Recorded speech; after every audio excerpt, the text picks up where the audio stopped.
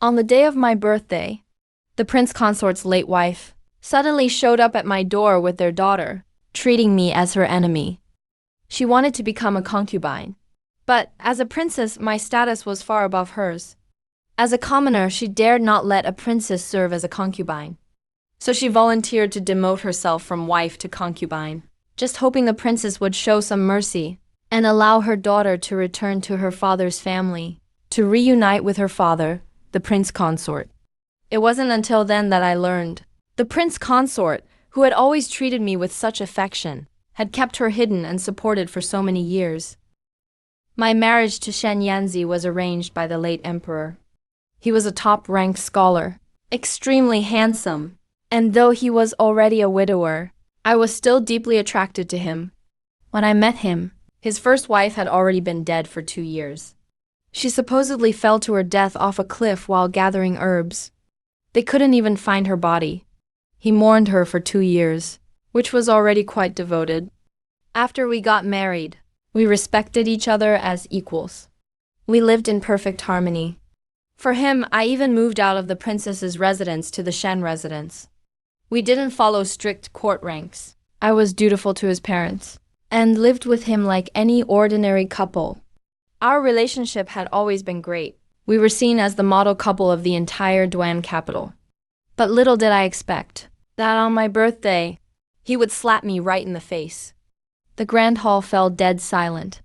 No one dared say a word. That older woman named Su Wanqing was older than me, average-looking. Her features were plain, but her figure remained as slender as a young girl's. Her hair was jet black, her skin snowy white. Except around her eyes, there were hardly any wrinkles on her face. It was clear she'd lived a life of privilege for most of her years. Her daughter did not look to be very old. She was delicate and beautiful, like a gentle daffodil. She bore some resemblance to Shen Yanzi, and was clearly raised with the utmost care and privilege. I kept a stern face, and said nothing. They kept kneeling there like that, and someone had already gone to notify Shen Yanzi. He arrived quickly, and when he saw Su Wanqing and her daughter, he was shocked. He hurried to explain to me, "Princess, forgive me. I never meant to abandon Wanqing." It turned out Su Wanqing hadn't died from the fall years ago, but was severely injured and saved by a local farmer. It took her 3 years to recover, and by the time she tracked down Shen Yanzi, she discovered he had married me, and she was alone, with no parents, with only Shen Yanzi left. Shen Yanzi couldn't bear to abandon her, yet didn't want to hurt my feelings, so he set her up in another house outside the residence. I gave a cold laugh and asked, "What do you mean by provided for? Did you treat her as a sister, or as a mistress?" Shen Yanzi's face instantly turned bright red. "Princess, please calm your anger. One woman can't serve 2 husbands. I'm the one who pestered the prince consort and begged him to give me a child for security. But after my fall, I was injured and couldn't get pregnant for a long time. After years of recovery, I finally had Mianji. If you blame anyone, blame Mingfu. For Mingfu is the shameless one. The prince consort has always loved only the princess. As for my fall, it happened because I was out searching for medicine for my mother. This is a debt I owe her. No matter what, this is all my fault. I wronged Wanqing first, and then wronged the princess. If the princess wants to punish or execute me, I leave myself to your will." The other ladies and young misses who had come to pay their respects were also looking for excuses to leave. No need to rush off. Stay and listen to what else our prince consort might have to say. They all exchanged glances, but their eyes shone with barely concealed excitement and anticipation. Shen Yanzi always looked reserved and dignified, but at those words he was stunned into silence. With a room full of younger women, even his thick skin couldn't protect his composure. I looked over at Su Wanqing and asked how she had gotten in. Although the Shen residence wasn't as heavily guarded as the princess's palace, I still lived here, and it was a day of such importance, so security should have been even stricter than usual. The 2 of them, Su Wanqing and her daughter were completely unarmed. So how did they manage to enter so smoothly? They made it past the outer courtyard, into the inner quarters, and ended up kneeling right before me. Su Wanqing's face turned pale. She glanced at Shen Yanzi out of the corner of her eye. I ordered someone to bring the mistress here. I had only one son, who had married Wen, the daughter of a low-ranking official at the Imperial Academy. Though her family wasn't especially distinguished, she was beautiful and virtuous. Soon after their marriage, I let her take charge of the household. She arranged the entire birthday banquet, so if any outsiders slipped in, she was naturally the one to hold accountable. Wen and my son Shenjin arrived together, along with the whole assembly of guests. While Shen Yanzi was still on his knees, the two of them were taken aback. Shenjin hurried to help Shen Yanzi up. Father, what are you doing? Mother has always been tolerant and kind. Even if father did something wrong, for the sake of so many years as husband and wife, she would never be too harsh. There was a hidden meaning in his words, and my heart went cold. Shen Yanzi glanced at me and saw my expression and tried to rise using half-hearted excuses. I threw a teacup at him. Who said you could get up? Everyone in the room dropped to their knees. Chin Nanny, who had always served me, repeatedly begged, Princess, please calm down. Princess, please calm down. It's important to take care of your health. I let him get up, and he quickly poured tea and brought me water, patting his chest to calm me down. Everyone else was kneeling, while I sat at the head of the room, my face cold and dark, saying not a word. Shen Yanzi stared at me in shock. He hadn't seen me act like a true princess in many years. Because I treated him so well, he forgot. I'm not just the only princess royal of Great Jin, but the only princess in Great Jin with her own fief. I turned to Wen, asking how they got inside. Wen looked completely lost. Shen Jin quickly said, Mother, it was my fault. I told the servants to let them in. I couldn't bear to see father so troubled. So he really did know. Shen Yanzi added, Princess, don't blame the child. It was I who forced Jin to do it. I sneered. Then that so-called look of shock you gave when you entered. Who was that for? You picked the day of my birthday, and waited until the guests were all present. You and your son colluded with outsiders to plot against me, trying to force me to agree to something. I fainted from anger. I collapsed, though I was pretending. The world is always more forgiving to men, and even though I am a princess, if one were to argue who's right or wrong, it would be hard to say. Some would probably even praise Shen Yanzi for being affectionate and loyal. Even the honest judge can't easily settle domestic disputes. But plotting against the princess and making her faint with anger was undeniable. All the noble ladies and young misses in the room were witnesses. Suddenly, I became the wronged party. So anything I did after that would be justified as something I was forced into. The imperial doctor said I had suffered a sudden attack of rage. His Majesty already knows about this. He sent someone to check on me. I told them I could handle it myself. I drank my medicine at night. Lying on the pillow, I was lost in thought. Suddenly, the candlelight outside dimmed. Then something fell to the ground. Two little silhouettes appeared on the screen. The boy silhouette said, Oh no. Oh no, I've made the princess angry. What should I do? What should I do? The girl silhouette said, I'm never going to talk to you again. The boy silhouette said, No, I can't stand it if the princess ignores me. I'd rather die than be ignored by you. Princess, tell me what I have to do to make you forgive me. The girl silhouette said, Do 3 somersaults for me. Then I'll forgive you. The boy silhouette said, Okay. Then the face flipped up and down across the screen. He spun while calling out, Huff! Oh, my old back and legs are breaking. Those words were clearly meant to make people laugh. Nanny Chin was waiting by my bedside. She didn't dare say a word. But the little maid outside couldn't help giggling. For so many years, whenever I was upset, Shen Yanzi would always cheer me up like this. But later, after he became a duke, He was still willing to put aside his pride, cheering me up in front of all the servants. But whenever I thought he might have coaxed Su Wanqing like this too, I felt disgusted. "Come in," I said. Shen Yanzi hurried around the screen and came in. She sat right by my bedside, holding my hand, her eyes red as she called me by my nickname. "Yanner, I didn't keep it from you on purpose. I was just afraid it would hurt and upset you. I didn't know how to tell you." I looked at him. He was so handsome and charming in his youth, and even now age hasn't taken away his presence. His features are still deep and defined, and the years have only made him appear even more refined and attractive. What a shame, I thought. I slowly withdrew my hand, giving a mocking smile. "You set me up on my birthday. But you weren't worried about upsetting me then?" His expression froze. He looked embarrassed. After a long moment, he finally sighed. "Yanner, we both have one foot in the grave now. We have grandchildren already. Let's not fuss over minor things like this. You are the princess. Wanqing can't possibly compete with you. Her coming in was only to avoid suspicion. Just be generous about it.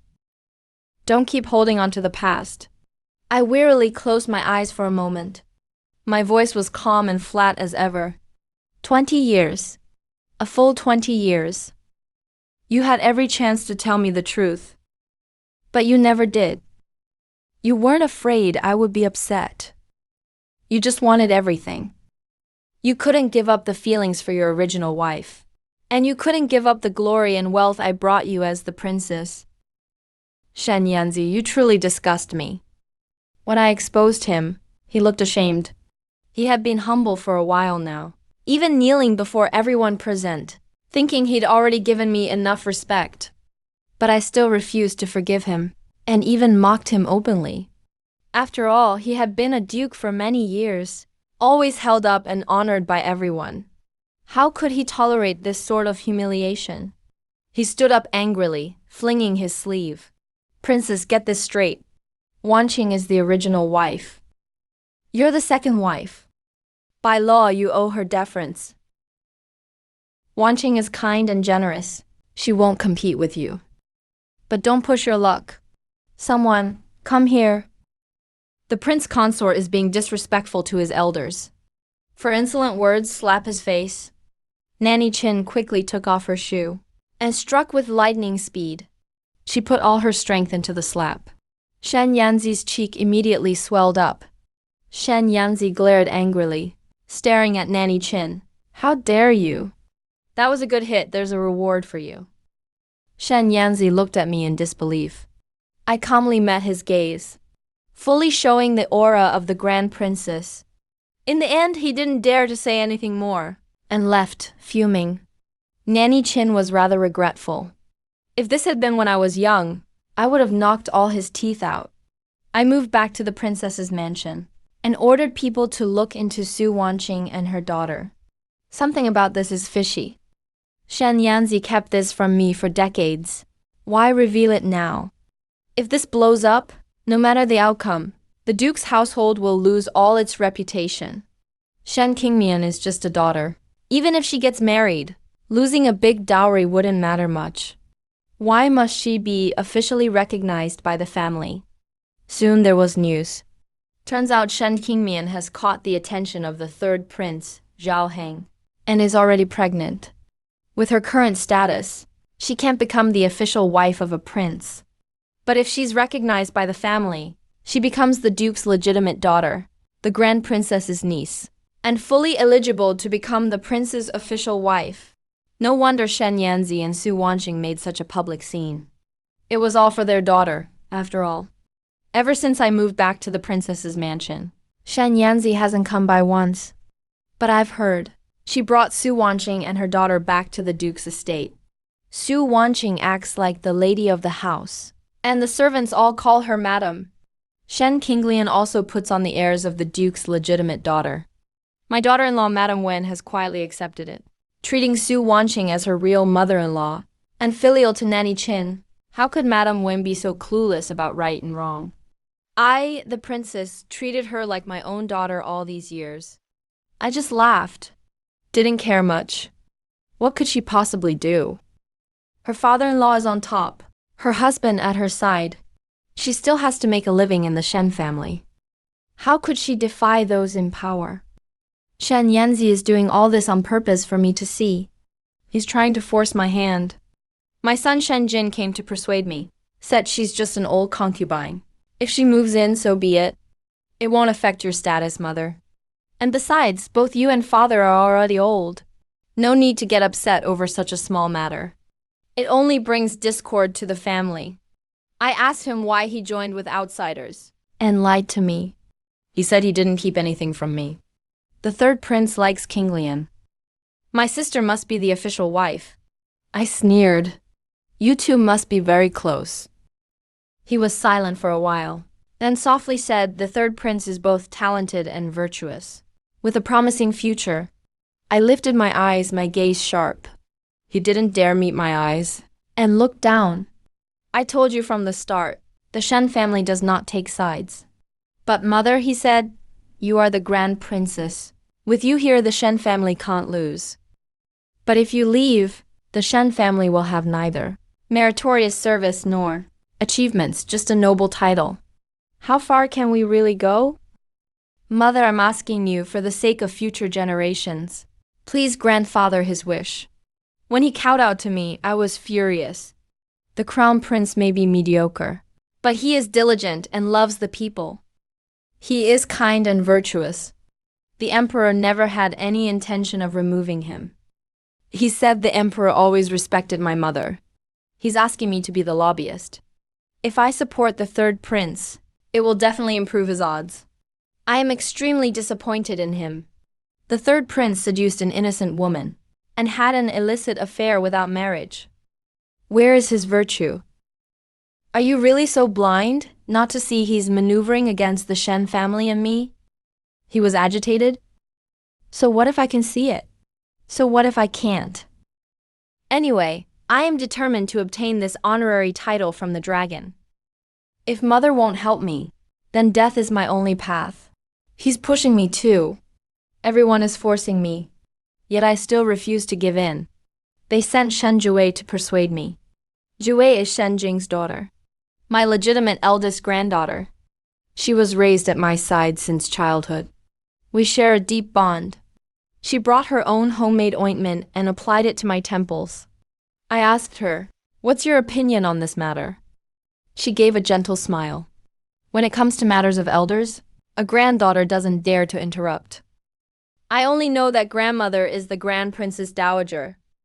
If you still have to suffer grievances at your age, then life really would be meaningless. I clapped and laughed heartily. Good child. The third prince originally fancied her, but I didn't agree. She herself didn't like the third prince either. So the third prince gave up. She never returned to the country. Madame Su Wanqing and her daughter from the palace came in person. Su Wanqing knelt on the ground and said, "I would never compete with the princess for anything. I begged the princess to help Shen Qinglian succeed, trying to bribe me with promises. As long as the princess is willing to help me, once the first become the empress, I'll make sure you enjoy endless glory and wealth." I laughed loudly. I already enjoy endless glory and wealth. Shen Yanzi's daughter is far too foolish. I ordered someone to slap her mouth, warned her that trouble comes from careless words, told her to watch what she says from now on. If you can't speak properly, it's better not to speak at all. She was beaten nearly to the point of disfigurement. Shen Yanzi stormed over to question me. Though you are the Grand Princess Dowager, you are already married into the Shen family as a wife? Whether our ancestral hall is opened or not, and whether Qinglian is entered into the family register, you have no right to decide such things. Out of years of marriage, I discuss these with you. But do you really think I need your permission? He was irritable and angry, aggressively overbearing, as if he was a different person. Since the day I met him, his temper was always unbelievably good. For so many years, he'd never uttered a harsh word to me. But ever since Su Wanqing and her daughter appeared, he's repeatedly spoken to me with cruel words. Has he just been hiding it too well? Or does Su Wanqing mean more to him? If you agree now, I can still save your dignity and register Kinglian as a concubine-born daughter. But if you keep being so intolerant, don't blame me for registering her as a legitimate daughter. I looked at her. Shen Kinglian was born of your first wife. She is your legitimate daughter by birth. She was overjoyed. You figured it out. You're willing for her to inherit the title of legitimate daughter. Even better. Jinger must have told you already. I interrupted her. Tomorrow have everyone come over? The next day, everyone who needed to be there came. Shen Qingmian's face was treated with medicine, but the swelling and redness couldn't be concealed. The look in her eyes toward me was full of both hatred and fear. The others, on the other hand, were all smiles. I glanced at each of them and calmly said, I've been thinking a lot these past few days. Su Wanqing and the Duke were originally husband and wife. They had a deep relationship, but fate played tricks on them. The Duke remarried, leaving Su Wanqing alone and helpless. It was only natural that she'd come to find the Duke. The Duke was grateful and loyal in return, never abandoning her. You could call that true deep love. I paused for a moment. Shen Yanzi looked at me tenderly, satisfied. Su Wanqing seemed to recall the past. Her eyes slightly reddened. I continued, There's no right or wrong in this matter. Su Wanqing was his first wife. Though I am a princess, I cannot take another woman's husband. But given my status, it is also impossible for me to become someone's concubine. After much deliberation, the only way is to return everything to its original place. Shen Jin frowned. Shen Yanzi looked at me confusedly. Princess, what do you mean by this? I looked at her gently. I have already reported to His Majesty. This marriage between me and the Duke is hereby annulled. You may officially marry Su Wanqing as your wife. Rest assured, the Ministry of Rights and the Ministry of Revenue, I've already sent people to handle it all properly. From now on, you and I have nothing to do with each other. Shen Yanzi was stunned, her face turning from pale to dark. It took a while before she could speak. Does it really have to be this way? After all we've been through together all these years. Shen Jin's face turned white. Mother, are you abandoning us? You are my own flesh and blood, I said, my tone unchanged. That is a fact that cannot be changed. But you are grown now with your own family and career. My duty to you has ended. From now on, you are a son of the Shen family. But I won't completely ignore your well-being. If you ever have nowhere else to go, you can come to the prince's residence to find me. She looked utterly defeated, as if she'd been hit by a huge blow. Su Wanqing cowed out all the way to the floor, unable to hide her joy. Thank you, Princess, for making this possible for her. Thinking she could finally be the Duchess now. At that moment, an imperial decree arrived, summoning Shen Yanzi to accept it. The Shen family all knelt, while I could remain seated, staying calmly at the head of the hall, watching as Shen Yanzi's face went pale. Her breath became rapid, and then she passed out right there. Shen Jin quickly looked back at me. I curved my lips in a mocking smile. The imperial edict said, now that Shen Yanzi's marriage to the princess is annulled, all the rewards that came with being the prince's consort must be returned. First, the consort's mansion and the auspicious hall are reclaimed. Second, the duke's title is stripped. Then, every one of the Shen family's children and side branches, who got official positions through the prince's favor, will lose their status. Lastly, Shen Yanzi deceived the princess, showed great disrespect toward her, so he will be caned 20 times, to set an example for others. But considering his advanced age, the punishment will be carried out by a substitute. So right at the gates of the prince's residence, Shen Jin was pressed down on the long bench in full view, and received 20 strikes with the cane. No one knows whether the beating was lenient or not. But the crowd was packed so tightly there was no space to move. Other members of the Shen family were forced to watch. Even Shen Yanzi, who had fainted, was dragged to the entrance. Someone explained the whole incident on the spot. So soon enough, everyone knew. The Grand Prince's consort had kept a mistress and had an illegitimate daughter outside. But the mistress was actually his original wife. So whether that first wife met with real misfortune, or if the consort did something in order to marry the princess, no one could say.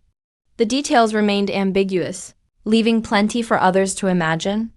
The princess was generous and didn't punish her consort for his deception, only annulled the marriage. His life was spared. But he couldn't avoid punishment. Shen Jin took the caning to atone for his father's offense. He kept his head down the entire time, because until now, he was still the Grand Prince's only son, the heir apparent to the Duke's estate, with a brilliant future ahead. But after today, he's just an ordinary man, with no title, no family privilege. Shen Yanzi is old now. He already has a wife and children, and it's up to him alone to support the Shen family's reputation. How is he supposed to cope? The Shen family was ordered to vacate the son-in-law's mansion within 3 days. When I arrived with my people, they were already packing. Dozens of big boxes were scattered all over the courtyard. When they saw me, everyone acted like they were facing an enemy. Shen Yanzi glared with furious eyes. What are you here for? To watch us become a joke, right? He looked the same, but that calm, scholarly demeanor was gone. He was just like any ordinary middle-aged man. Surprised he didn't die from anger. His luck is really something. Qin Nanny was bold. How dare she not bow when she saw the princess? Only then did he realize, but his movements were sluggish. Mrs. Wen was the first to kneel. Then, in a rush, a whole group knelt down. Shen Jin was not there. He must be bedridden. I didn't let them get up. With a wave of my hand, guards instantly poured in. Shen Yanzi's face turned pale in an instant. Terror showed in her expression. I said, "Don't be afraid. I'm just here to take back what's rightfully mine." The previous emperor bestowed the son-in-law's mansion, and I paid for all the renovations. From large things like artificial hills and trees, to small things like cups, plates, and bowls. The Shen family hasn't spent a single penny. Now that the marriage is off, I have every reason to reclaim these things. The boxes they packed, most of them are from the princess's estate. Qin Nanny checked every item against the list one by one. Very quickly, the dozens of boxes were torn apart. My belongings were listed and sorted out, and placed separately. The Shen family had just 4 or 5 boxes of clothing left. Shen Qinglian's tears immediately started falling. She couldn't tear her eyes away from the scattered jewelry and accessories. Shen Yanzi's lips trembled. "Princess, do you really have to go this far? Jinger is your son, after all. Are you really not leaving him anything at all?" I watched him indifferently. "Except for your own belongings. Anything I bought with my own money. Not a single thread or a stitch you may take out. If I discover it, don't blame me for reporting you to the authorities." I looked at Su Wanqing. Qin Mammy rushed forward, pulling the hairpin from her head, and took off the gold bracelet from her wrist. "You can dare to wear the items belonging to the Grand Princess." Su Wanqing didn't dare make a sound. Shen Qingmian was so frightened, she hurriedly threw out all the gold jewelry she had hidden on her. Shen Yanzi closed her eyes in despair. "Princess, we have been married for decades." I sneered. "His Majesty has already annulled our marriage." "Now you bring it up. Are you trying to defy the imperial decree?" He immediately dared not speak anymore. His withered body swayed and nearly fell in the wind. Later, the Shen family moved into a 2-courtyard residence. Almost all the servants were sent away. Shen Qinglian's belly grew day by day. But the third prince, Zhao Heng, had no intention of marrying her, let alone becoming the main wife. With her current status, she couldn't even make it as a secondary wife. When I went to the palace to keep the Empress Dowager company, I ran into the third prince. He said, "Grandmother's truly heartless. Marital love, bloodline affection, gone with a single word." I showed a benevolent smile. "You're no different." He eventually allowed Shen Qingnian into the third prince's household as a concubine, yet couldn't accept her child. one bowl of medicine. Shen Qingyan bled uncontrollably, lost her ability to ever be a mother. He looked at me and spoke softly. Grandmother and I are the same kind at heart. Why won't you work with me, grandmother? I laughed again. I don't know whether to call you stupid or foolish. Your father has so many sons. Who inherits the throne? Does it matter to me at all? Besides, I'm at this age. Whether I'll live until the new emperor ascends is uncertain. I'd have to be crazy to get involved in this mess. Only then would I dip my toes in this muddy water. The third prince had nothing more to say. I used to have a wealthy family and descendants. He could promise me power and riches for the Shen family. But now I'm left with nothing. Still just an old nobody. There's nothing left I care about. Oh, except just Zhu Wei. He stayed in the princess's residence, did not leave with the Shen family. Shen Qingyan called him greedy for wealth and status, cold-blooded and heartless. But I know he isn't, the third prince said. I can make grandmother's most beloved granddaughter. Empress, I said I don't care. Zhu Wei isn't interested either. But I still got involved in this mess.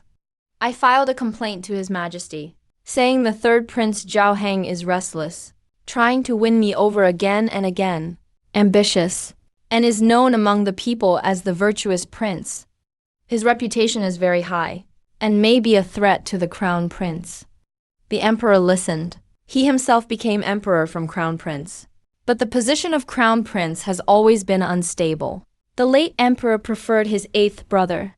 Only with my protection did he finally ascend smoothly, so he despises those who covet the crown prince's position most.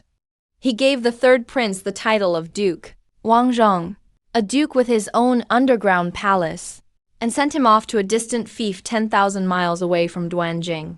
Without a permit, he can't enter the capital. Shen Qingyan, as the third prince's concubine, also has to follow him. But he didn't want to go home. He went to Su Wanqing to cry out his grievances. The next day, Su Wanqing pointed a knife at her own neck, forcing the princess's guards not to make a move against her, and marched straight to me. Qin Mami whispered, your servant. Noticed the princess seemed bored lately, so I didn't order anyone to try too hard to stop the princess. Let her have a bit of diversion. Just for fun.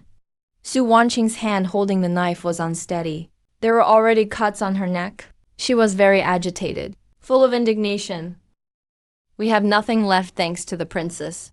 Why won't the princess let us go? I have only Qingmian as a daughter. I'm already old. If Qingmian goes, is there any chance we'll ever see each other again? She spoke as tears poured relentlessly. Suddenly she fell to her knees again, begging, saying, I know the emperor trusts the princess. Princess, please speak well to His Majesty. I can't lose Qingmian. The things before Qinglian. I wronged you. Please don't blame Qinglian. I'll bow to you. Bow to you again. She banged her head on the floor several times, her forehead instantly bruised and swollen. Zhu Wei quietly asked Qin Mami, will she kill herself by bowing too hard? Qin Mami, if she dies? Perfect. I watched Su Wanqing with no expression. I can't help you. She suddenly got agitated again, slashed her own neck with the knife. If the princess won't agree to help, I'll die right here in the princess's residence. Let the world see. Our honorable grand princess forced an innocent old woman to death. I didn't even raise my eyebrows. Leisurely took a sip of tea. Zhu Wei cut the pastries into small pieces for me. Only this much can be eaten today. Not enough to fill even the gap between my teeth. But there's no helping it. An old person shouldn't eat much sweet food. Qin Mami laughed. Only young miss can manage the princess. If it's the servants, the princess wouldn't listen at all. Zhu Wei replied. Mammy just likes food too. Tried to persuade grandmother, but ended up getting one over herself. We all laughed together. No one cared if Su Wanqing lived or died. Su Wanqing was enraged out of humiliation. She rushed at me with a dagger. You wicked woman. I'll kill you. Of course, she couldn't hurt me. She didn't even touch my clothes. The guards kicked her down and captured her. I seemed to hear the sound of bones cracking. Su Wanqing let out a sharp scream and fainted from the pain. I ordered someone to splash her awake. I sent someone to the Shen family to call for people. Shen Yanzi came. I was surprised to find out she had become ugly and unkempt. She didn't look at Su Wanqing but marched straight over to me. A strong scent of old age wafted over. I shielded my nose. She gazed at me with affectionate eyes. Princess, I know I was wrong. I truly know I was wrong. So many years of our marriage. I don't believe you just ended it like that. The one I love is only you. I only pitied Su Wanqing. I have no feelings for her at all. She seduced me on purpose. I promise you. If you come back, I'll send her to a convent. Tears flowed freely. She took out a shadow puppet from her clothes, the one she often used to cheer me up. A little figure, we've relied on each other. You once said we'd grow old together, stay together in death. Yanar, don't abandon me. Don't leave me alone. I truly know I was wrong.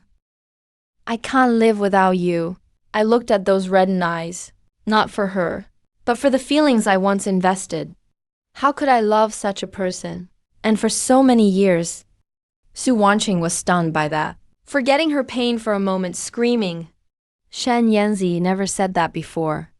You said I was your real wife. The one you truly loved was me. You only married the princess for her status. Shut up. Shen Yanzi yelled at her, then hurried to explain to me. Princess, don't listen to her nonsense. She's trying to stir up trouble. I just found it funny. Shen Yanzi, your wife tried to assassinate me. Given that she was incited, I'll let her off this time. If there is a next time, I'll have your whole Shen family executed. There's no way Su Wanqing would dare. It was the third Prince Zhao Heng who egged her on. Best if she kills me. If not, at least troubles me. Shen Yanzi looked at me with disbelief, as if he had never known me. He walked away utterly dejected. The shadow puppet slipped from his hand, falling to the ground. A gust of wind blew, and no one knew where it went. He forgot to take Su Wanqing with him. Su Wanqing collapsed to the ground, sobbing uncontrollably. In despair and pain, the Shen family couldn't remain in Duanjing for long. After Shen Jin recovered, he still couldn't find any work. He couldn't lift heavy things on his shoulder, nor carry anything with his hands. And he wasn't good at doing business either. The whole Shen family relied solely on Wenxi's dowry. But this couldn't last forever. The Shen family still owned a few acres of farmland back home in Anyang. Shen Jin decided to take the whole family back to Anyang. Du Wanqing was utterly heartbroken and requested to enter a nunnery. The day before they left, Shen Jin and his wife came to see Jiwei one last time. Shen Jin told Jiwei to take good care of me. Jiwei gave them a bundle of silver notes, telling them to spend wisely. It would be enough for them to live on for the rest of their lives. Before leaving, Shen Jin kowtowed 3 times at the gates of the princess's residence. Jiwei didn't hide any of this from me. After a moment of silence, I said, after all, they are your biological parents. Not long after they returned, Shen Yanzi died. He couldn't bear the enormous fall from grace and the accusations from the clan. Those Shen family members who lost their official positions took all their anger out on him. They mocked him for treating Elm as if it were pearl, and called him an idiot. Others who resented him or were never on good terms took the opportunity to kick him while he was down. Shen Yanzi hanged himself. Jiwei returned home to attend the funeral, and when he came back, brought me a letter. It was a farewell letter that Shen Yanzi had written especially for me. I didn't read it, I burned it. Jiwei never married. He once told me his granddaughter kept thinking about her grandmother's situation. Her grandmother, being a princess, had imperial power and wealth. No matter what grandfather did, grandmother always had the confidence to stand up to him. If grandmother had been younger, remarrying wouldn't have been a problem. But what if she had been just an ordinary woman? If her family background was weaker, she could only be at the mercy of others. If Su Wanqing had been cunning and skillful, she wouldn't have needed to wait so long. She would have been cast out of her husband's home decades ago or demoted to concubine. If her family background had been stronger, she would have separated from her husband long ago at her age, but only to be the subject of ridicule. and would just have to accept it. For the sake of her children and grandchildren, for the family's future, she'd have to comfort herself by saying it's just being a concubine, or just a daughter, and the family fortune remained in her children's hands. Only someone like a princess, naturally above others with noble status, and with my temperament of never suffering losses, could ever obtain true justice for herself, Zhui said. He said, "Grandmother, I want to do something for all women in the world." At my request, he was given the title of county princess. He had control over most of the taxes collected from his land.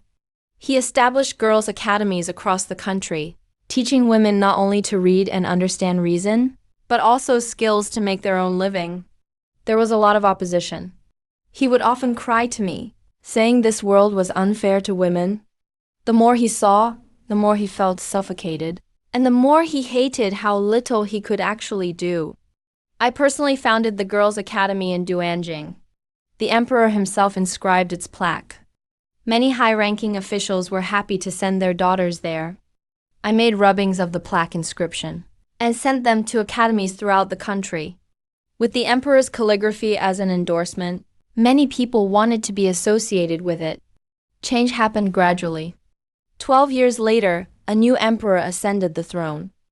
A woman named Fu Lanshu, dressed as a man, took the imperial examinations and won first place in a single attempt.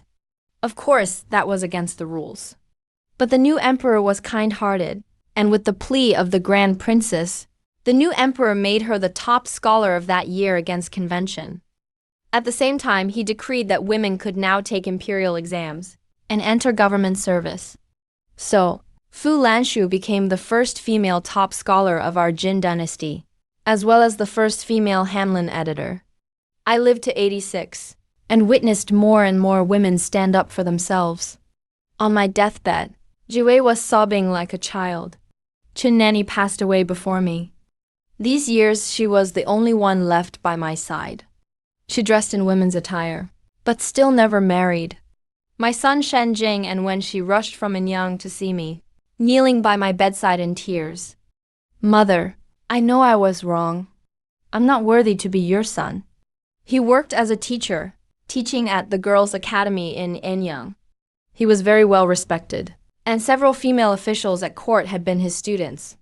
I always knew he was smart since he was a child. He was as studious as his father, but as the Grand Princess's son, he didn't need to toil so hard at his studies, and slowly lost his original purpose.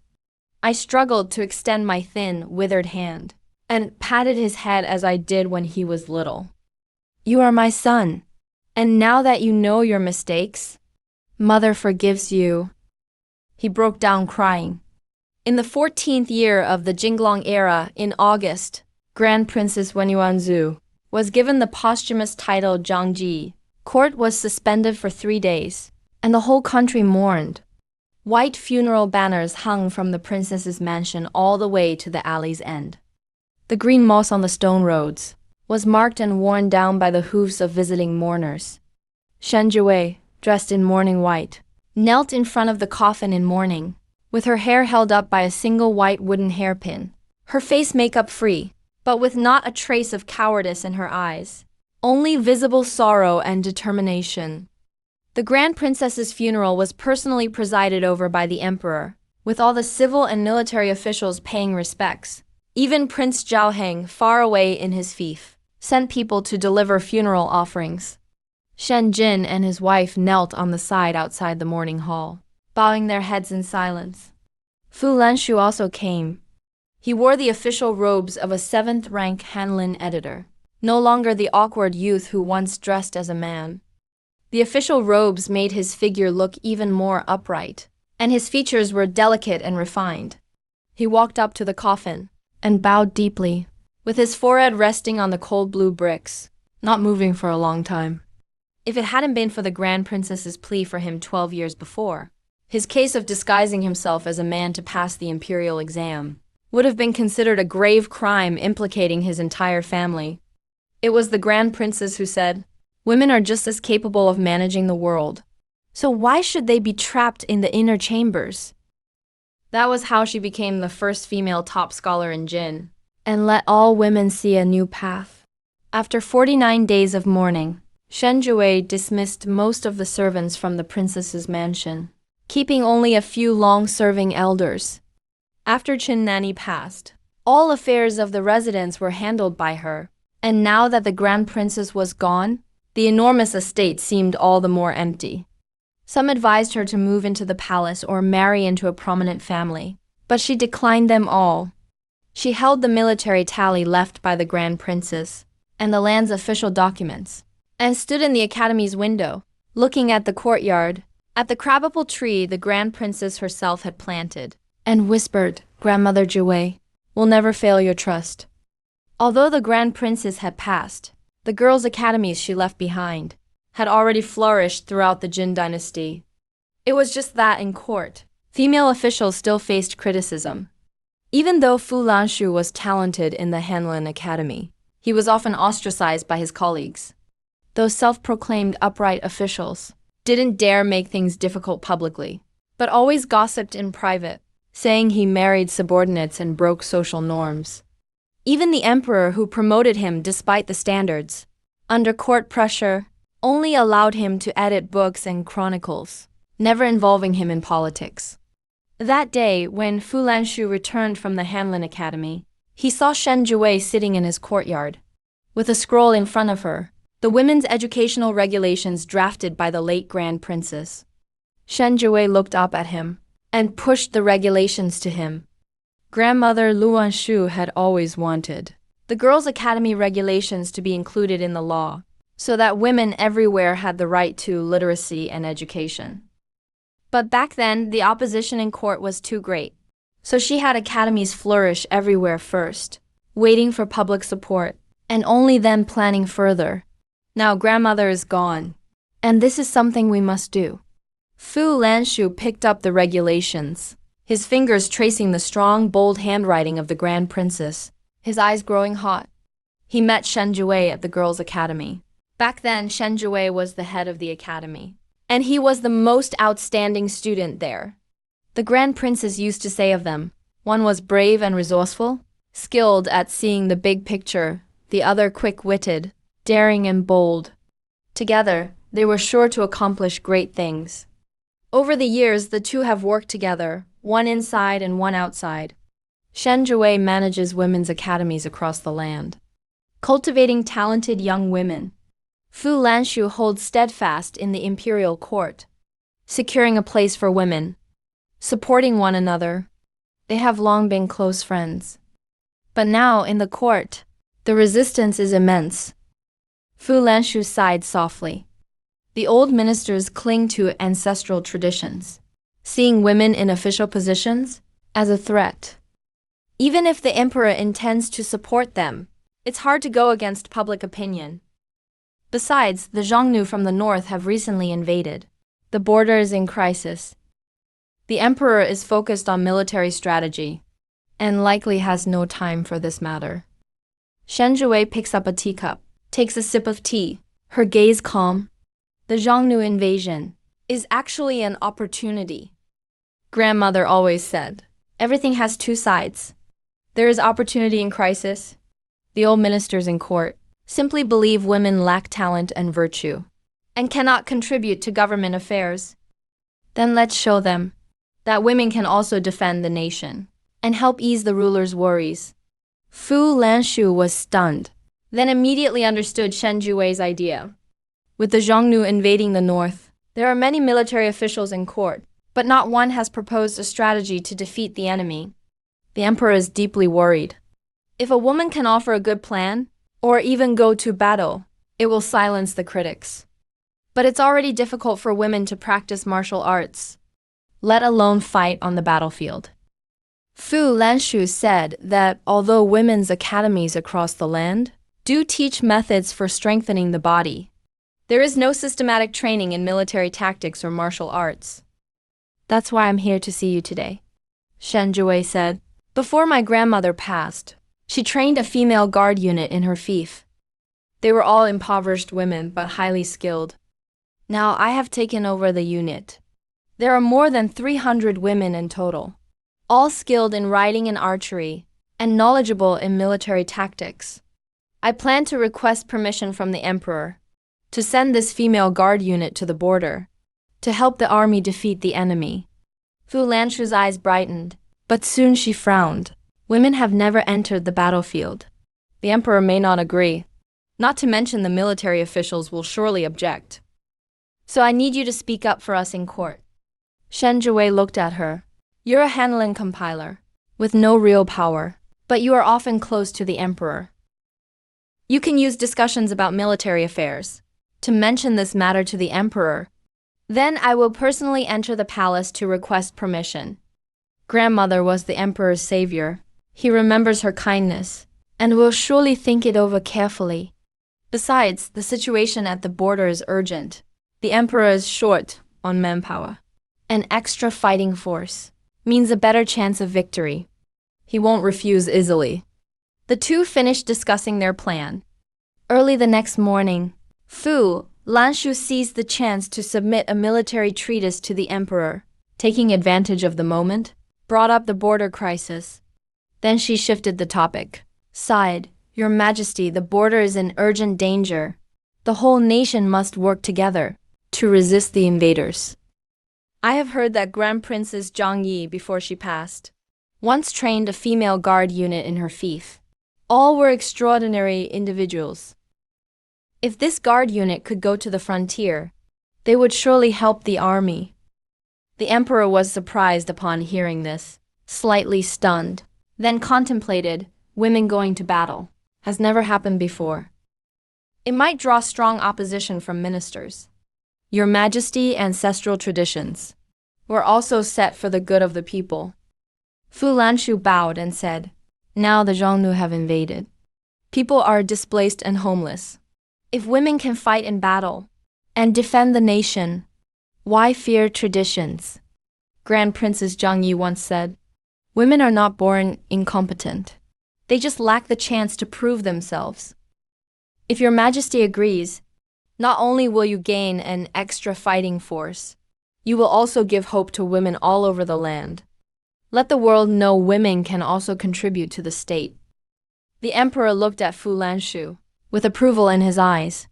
He knows well Grand Princess Zhang Yi's capabilities, and that Shen Jiwei is her true successor. The female guard unit is far from ordinary. But this matter is quite extraordinary. He must consider carefully. Before the emperor made a decision, Shen Jiwei personally entered the palace to request an audience. She wore plain clothes, holding the Grand Princess's tiger talisman, and knelt outside the Hall of Mental Cultivation. She addressed the emperor directly. I, your subject, wish to lead 300 women in the guard unit to the border. If we cannot help the army defeat the enemy, I am willing to die to atone. The emperor saw Shen Jiwei's determination and recalled Grand Princess Zhang Yi's kindness. Finally, he agreed. I appoint you as Xuanwei captain to lead the female guard unit to the frontier under the jurisdiction of the general who guards the north. Fu Lanshu, I appoint you as a military staff officer to accompany Shen Jiwei and assist the general who guards the north with strategy. Both knelt and thanked the emperor, filled with excitement. They knew this step was not just for defeating the enemy, but for the entire nation, a crucial step for women. The news reached the imperial court, setting off a storm. The old ministers submitted petitions against women on the battlefield, claiming this goes against heaven's will and will bring divine punishment. Some even threatened to resign. But the emperor had made his decision and suppressed all memorials. He declared, the nation is in peril. We must prioritize the greater good. If women can defeat the enemy, it will be a blessing for Great Jin. Why not do it? Though the old ministers were unwilling, they dared not speak further. The general who guards the north learned of the matter and was dissatisfied. He thought the emperor sending a group of women to the frontier was a mess. But the emperor's orders could not be disobeyed. So he had people wait at the border. 3 days later, Shen Jiwei and Fu Lanshu led 300 female guards, departing from Duanjing. This guard unit wore silver light armor, hair tied with crowns, riding fine horses, upright in posture. As they walked down the main street, The people stopped to watch. Some were amazed, some questioned, some worried. Yet many women showed envy and longing in their eyes. Shen Jue rode a white horse, looking at the people lining the street, and announced loudly, "We women also have the heart to defend our nation. As we march to the frontier, we will fight bravely to protect the lands of Great Jin." All 300 women responded together, their voices clear and powerful, echoing through the long street. Fu Lanshu rode beside her, watching her upright figure, thinking quietly that if the Grand Princess knew, she would surely be gratified. They traveled steadily, resting each night for more than a month, until they finally reached the frontier. In Yunzhou, the general who guards the north personally came out to welcome them.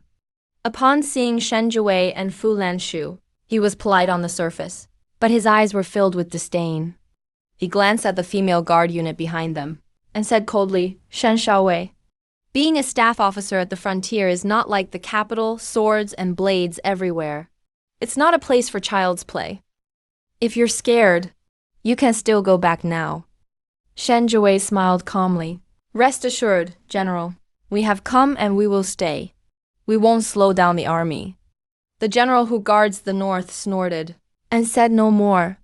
He simply arranged for them outside the city, separated from the main army, clearly dismissing them. Outside Yangzhou City, the Xiongnu army was already at the gates, having taken 3 county towns in a row. Their forces were at their peak. The general of the northern garrison has fought the Xiongnu several times. Each time he lost men and officers. There was no hope of victory. The Xiongnu cavalry was fierce. They also knew the terrain well. Whenever they fought, they always managed to surprise us. The Jin army couldn't defend against them. Fu Lanshu stayed up all night studying the border maps. She analyzed the Xiongnu's battle tactics. She discovered that although the Xiongnu were brave, they had one fatal weakness. The Xiongnu army's provisions were all supplied by a single granary in the rear. That granary was located at the foot of Yin Mountain. Its defenses were relatively weak. However, Yin Mountain's terrain was complex. It was easy to defend, hard to attack. The general of the northern garrison had tried several times to raid it. Every attempt failed. He even lost troops and officers. Though Yin Mountain's terrain was complex, there was no way through. Shen Jue looked at the map and said, "My grandmother once told me. There's a secret passage at the foot of Yin Mountain. It was built by the late emperor to guard against the Xiongnu. Later, it fell into disrepair, and no one knew about it. When my grandmother trained the guards on her fief, she had people scout out this secret passage. It should still be passable today. If that's so, we can lead the women's guard through the passage in secret, burn the Xiongnu granary, cut off their supplies. The Xiongnu army without provisions would fall into chaos without a fight." The two immediately went to present this plan to the general of the northern garrison. When the general heard it, he was stunned at first, then looked full of skepticism. "A secret passage? I've been on the frontier for years, and I've never heard of any passage through Yin Mountain. You women only talk strategy on paper. Don't let the nation's affairs be ruined. If the general doesn't believe us, he can send people with us to investigate." Shen Jue said, "If the secret passage doesn't exist, we are willing to accept military punishment. If the secret passage does exist, this will be our only chance to defeat the enemy." The general of the northern garrison pondered for a moment, and finally nodded. He sent trusted men To accompany Shen Jue and Fu Lanshu to Yin Mountain. Sure enough, guided by Shen Jue, they found the secret passage. Early spring, the army returned victorious. After this success, women across the land were inspired. The number of students at women's academies everywhere grew rapidly, with countless women wanting to learn to read and write, gain real skills, and win a place for themselves. The voices of women wanting to become officials began to appear in court. While there was still resistance, it was no longer unbreakable. After Shen Jue and Fu Lanshu returned to Duanjing from the frontier, they continued their efforts to push for women's education regulations to become law. Fu Lanshu argued her case in court, quoting history and classics, explaining the importance of women learning to read and write. Shen Jiwei worked among the people, joining forces with the heads of women's academies everywhere, as well as respected women in society, to submit petitions together, asking the emperor to make women's education regulations law. Seeing the will of the people, and also considering the achievements of Shen Jiwei and Fu Lanshu, the emperor finally issued a decree making women's education regulations part of the law. All prefectures in the empire were required to establish women's academies. Any household with daughters could send them to study at the academy. Grandmother, look. In today's world, women can study, can become officials, and can defend the country. Your wish from back then has finally come true. If Her Royal Highness the Princess is watching from the afterlife, she must be smiling in the underworld. The spring breeze blew, lifting the hems of their clothes. The crabapple flowers before the spirit tablet gently swayed. Shen Jiwei never married in her lifetime. She devoted her whole life to women's academies and to the women of the empire. Fu Lanshu never married either. She devoted her whole life to the court and to the mountains and rivers of Great Jin. The two spent their lives together, supporting each other, just as Her Royal Highness the Princess once said. Working together achieved big things. They proved women's strength with their lives and made Great Jin more inclusive and beautiful. The story of Zhang Yi, Princess Wen Yuan, was recorded in history together with that of Shen Jiwei and Fu Lanshu, and passed down for generations.